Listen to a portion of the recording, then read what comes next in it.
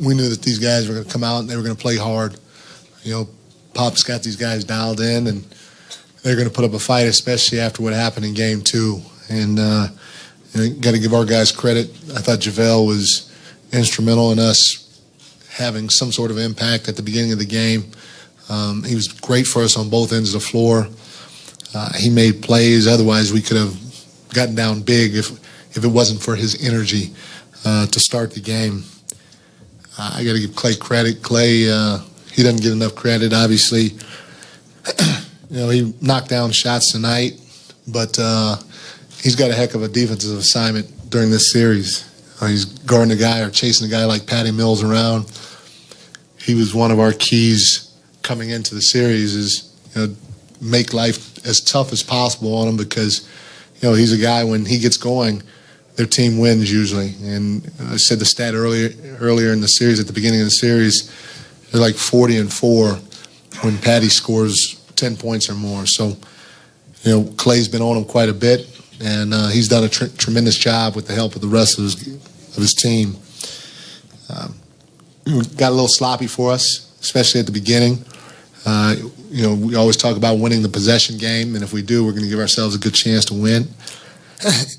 Late in the game, it was sloppy for us, and early in the game, it was sloppy for us, but we found ways throughout the course to go on runs. KD was big for us, especially I think in the third, he was huge for us. He hit shot after shot after shot and just put him in middle pick and roll, and then when David West came in, they had a nice rhythm with a two-man game, so big game for him. And then, Pat McCaw didn't call his number in the first half, kind of threw him out there early in the second half, and he played well for us in the minutes that he was on the floor.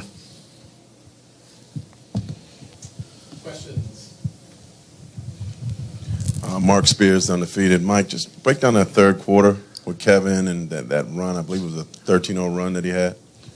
He was huge for us, Mark. We didn't do anything tricky. He got hot, and we just wanted to keep him in the middle of the floor, attacking downhill and in pick and roll situations. And that's what we did. And as the quarter went along, we started to slow down with our pace a little bit. But other than that, he was terrific.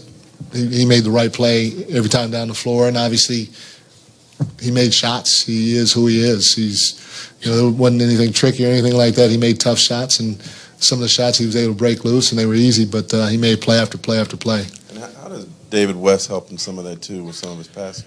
Well, again, we were playing middle pick and roll just between those two guys or whoever our big was, and David would pop to the elbow.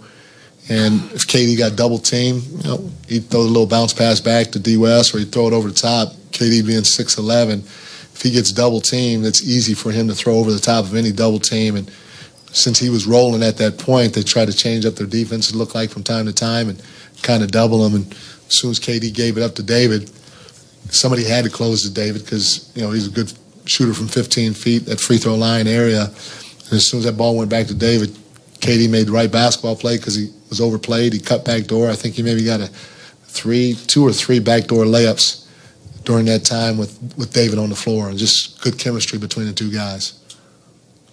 Marcus Thompson-Berry News Group. What made you, turn to KD? It looked like you put him at point. He was taking the ball up, and it was kind of, for a stretch there, it was his show. Was that predetermined, or did you see he was feeling it? Yeah, he got into a groove, and we have a couple of plays where he's off the ball, and we'll get him the ball once we get into the half court, and then he can play pick and roll. But with the groove that he was in or the rhythm that he was in, there was no need to. He can handle the ball like a point guard, so we just say, KD, you bring it up. Everybody else get flat. We'll play pick and roll and see what they do to stop it. Hey, Mike. Phil Barber, Santa Rosa Press Democrat. You mentioned Clay's defense. By Clay standards, he hasn't really gotten going offensively, mostly in the postseason, definitely not in this series, but he had moments tonight. Is this the kind of game, do you think, that might swing him a little bit offensively? It definitely could. I thought not only did he shoot the ball well, I thought his drive and kick game was tremendous for us offensively.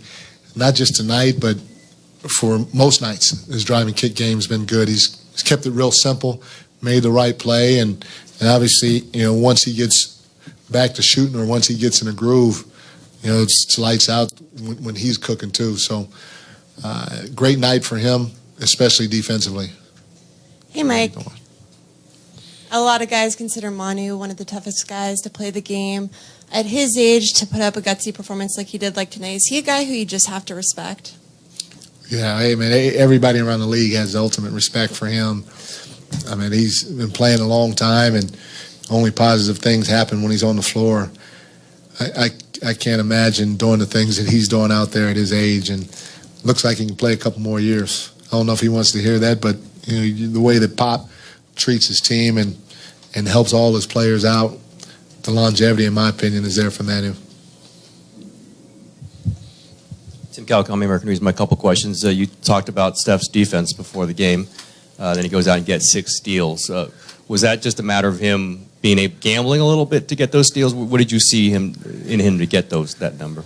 Well, without watching the tape, Tim, he looked like he was in the right position quite a bit, especially on the weak side. I thought he got a couple of passes that were tipped too. I thought our on-ball coverage was pretty good. We had active hands. We call them stick hands. Our stick hands were really good, tracing the ball when guys tried to make passes, and it might have got deflected a little bit. And he was just in the right spot at the right time defensively on the weak side and came up with a couple of steals that way. And then, he's great at what I call digging the ball out. When the bigs have the ball around the rim, or there's a loose ball, or somebody tries to take a dribble, Steph is not only crafty offensively, but defensively from time to time. He'll sneak in there and come up with a steal when a big's not looking off of a potential double team. So, again, he's been great for us defensively. I thought when he picked up his 3rd foul, he went a stretch of, 8 minutes or so without picking up another one. And we went on a 24 to 8 run during that time. And I just attribute that to maturity, because he could have easily picked up his 4th foul at that time in the second quarter, which would have caused us some concern in the second half, but he didn't. And also, I know Andre played, but looked like some of his minutes were limited. You went with McCaw instead of him in the 3rd. Was there any limit with Andre? Was there any reason why maybe he kept his minutes down a little bit? No, I threw Pat in there at the beginning of the 3rd quarter, and I thought Pat was playing well. And so I went back to him instead of Andre, but he's fine. At least I didn't hear anything from our training staff. Mike, Daryl Crane with tcal.org. A lot of lines have been written, not by anybody in here, obviously, about anybody could kind of coach these guys, and you could just roll out a ball, and these guys are so good. Talk to us about the challenges of coaching this team, the challenges you've faced about being kind of thrust in this position, and how you're meeting those. Steve Kerr has done a fantastic job laying a foundation. He's our leader. He's our head coach. He's done a tremendous job laying the foundation down the right way, giving these guys ownership. We have a veteran team that's very talented, and they've taken on the ownership the right way. And, with the staff that Steve's assembled and the players that we have, you want to be able to have a team at this point in the year, especially, that can figure some things out on their own out on the floor. And I tip my hat off to all these guys. They're doing that. They've been great the whole year, and they continue to be great in the postseason. My job to kind of help put them in spots from time to time when we're going sideways, and so that's what I'm here to do. Anthony Slater, Barry News Group. JaVale had, I think, 16 points in about 10 or so first half minutes. He scored in bunches this season when defenses have kind of ignored him. Did you see something in pregame prep that thought they would kind of defend him that way? No, Steve was the one that suggested we start JaVale. When we knew Zaza was going to be out, and we started JaVale before in Zaza's spot, and JaVale's done a terrific job when he did start.